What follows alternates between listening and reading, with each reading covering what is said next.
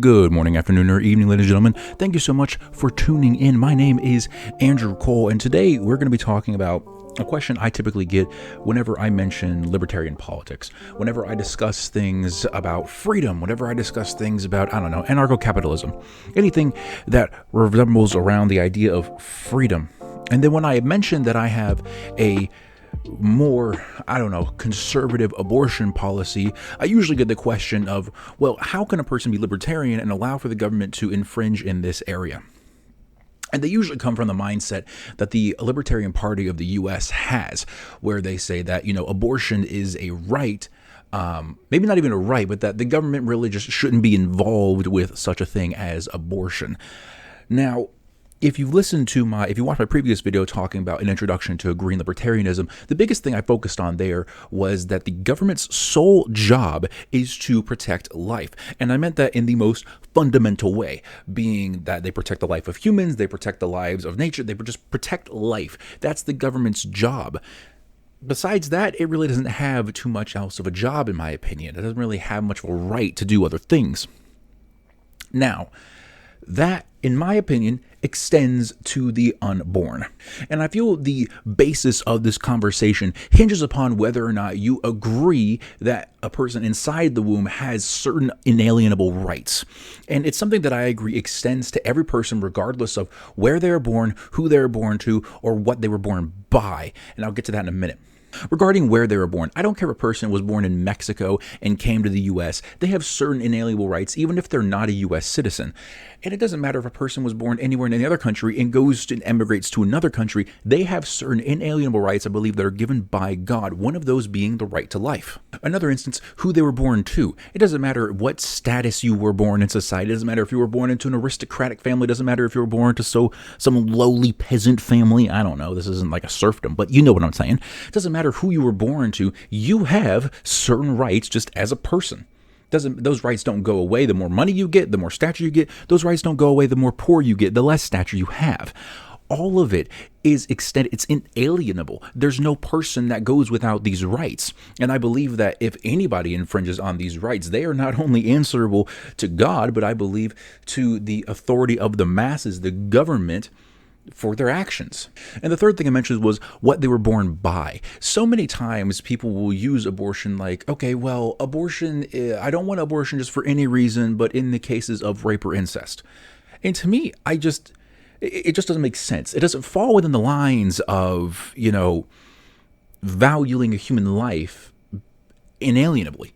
Like, I feel like it just falls into, well, your life only has meaning if you are conceived properly, conceived within a consensual relationship or conceived within a non-incestuous relationship. Like, there are a lot of things that's just like, well, no, this person has inalienable rights no matter what their circumstances are.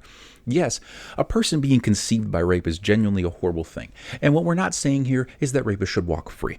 Okay, what we're not saying here is that rape is okay. Because I don't think a single person who has even a modicum of morality in their body would say such a thing. Nevertheless, a person who is conceived by such a violent and invasive act, I don't believe should have violence and something invasive happen to them because of the circumstances surrounding their existence. To me, it just doesn't seem right. And another thing that I believe, and this doesn't really pertain to just global libertarian philosophy, but more pertains to the United States Libertarian Party, I believe that abortion is a violation of the Non-Aggression Pact, the NAP, which as a libertarian, you're basically required to follow, that you will not force anyone to do anything because that is an act of aggression and you don't have the right to aggress on that person for any reason that results in your own gain. All aggression must be done in the means of self-defense. I'm sorry to tell you, but I don't believe abortion as being a means of self-defense. Now, it can be done, in my opinion, in the threat of a mother's life, because at that point you're making a decision of who gets to live. It's not a thing that's just like, this child's an inconvenience to me, we'll toss him overboard. I believe that's just a decision for the parents to make, because to be honest, that's just a very heart-wrenching thing to go through, and it should be handled very carefully and very passionately by people. Something that, the community should rally around behind that family and care for them and provide for them in such a trying time as that. That's an instance that I would be okay with. I would be understanding about. But when it comes to a person just being like, I don't think I have the finances for them, so I'd have to put them in the foster care, and the foster care system sucks. Yeah, the foster care system sucks. We're not denying that. The foster care system could have a ton of revisions done to it, and everybody and their mother agrees. Nevertheless, just because the system surrounding it sucks, it doesn't mean that we should just off them. It doesn't mean that they just don't get a chance to make things better. There are a ton of great people that have come up through the foster system that are wonderful people that I know personally. And if they were aborted, they would not be here today making the lives of everyone around them better. Yes, it's true. Abortion would take that person out of the situation. But I don't think that's your choice. I don't think that's your responsibility. I think it's that person's responsibility once they grow up to make a choice for themselves in life. Now, a lot of times the choices you get to make are surrounded by the circumstances in which you were born in, but that's not always the case. And even then, you can always make the best of whatever situation you're in. You can always be the one to break the cycle. The past 3 generations of my family have been nothing but murder, scandal, and lockups. It is my job in my generation. I could be surrounded. I could be plagued by my history. Nevertheless, I choose today to make my life more than just what my family's history is. And it can be the same for every child that grows up in the foster system. Yes, it's idealism. Yes, it's not always going to be perfect. And yes, there are going to be people that come out of the foster system worse. But I think they have a right to at least try. I think they have a right to at least live. I think we don't have the right to take that choice away from them. I'm not saying this to say that your rights need to get restricted, because I don't think it's about you. I don't think it's about women. I think this is about people. And so often, women, and especially minority women, are very much the victims when it comes to abortion. All over the globe, this is not just in the US, this is all over the globe. Whenever abortion cases are done, so often it's done to women, and in the US, more predominantly than not, it's done to minority women. It's heart-wrenching. It's heartbreaking. And the reason that abortion was passed in the first place was to control the minority population. And I don't want to perpetuate this same thing that the racists try to use in order to propagate a healthy, wealthy, white society and constantly put down the people that we need to be trying to equalize. I understand the sentiment that many libertarians have concerning abortion. I understand the reason why many people focus on, well, we don't want the government involved in that. And trust me, I don't want the government involved in really anything either. But I firmly and very passionately believe that it is the government's job to protect life. I believe that the government was given a role by God to do good. You read that in Romans 13, that the government's job is to promote good and punish evil. And often that evil surrounding our inalienable rights is taking your stuff and taking your life. And the government's job is to protect that. Now, I don't think the government's doing its job by allowing the lives of millions and millions of people just to get aborted. Now, personally, am I one of those all or nothing abortion abolitionists? No. Of course, it would be my desire for abortion to only be on a life-to-life basis. However, if there was a motion to still just restrict that to a point to where it was for medical needs and not just for wanting to have an abortion, then I'd be okay with moving forward with such a thing. Because there is, if there is that need for an abortion in society, I feel like it is way too overplayed. I feel like just the not the acceptance of abortion, but the approval, the celebration of abortion, I find to be nigh on sadistic.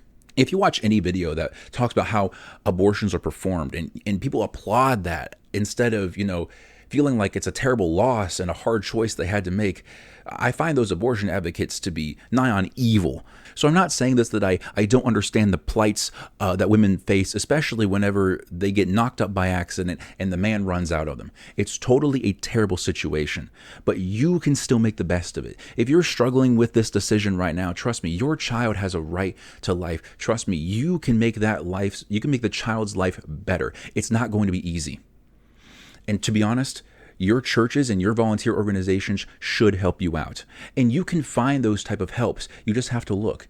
And at the very, very bare minimum, the foster care system is not perfect. The foster care system has many flaws, but they still get to live. They still get to survive. And they still have an opportunity to make best out of their situation. It's not ideal because, to be honest, getting pregnant when you don't want to is not ideal.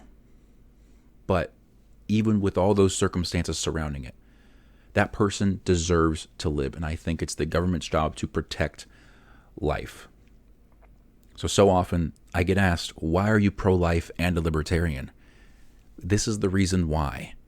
It's not because I'm still holding on to Republican days or because I just don't believe that certain people have certain rights. It's totally about every person has the right to life.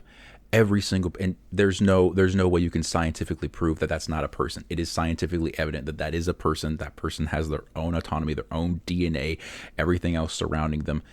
Trust me, they're much more aware in the womb and they're much more developed in the womb than you realize. And as much as we try to dehumanize them, to me, it only parrots back to how the slavers would constantly try to dehumanize the African American population through means of false biblical rhetoric or just fake science, as to say that these people are genetically inferior or biblically inferior, so they must be our slaves. They must be allowed to be our slaves. To me, it parrots the same arguments, and I find it to be deplorable.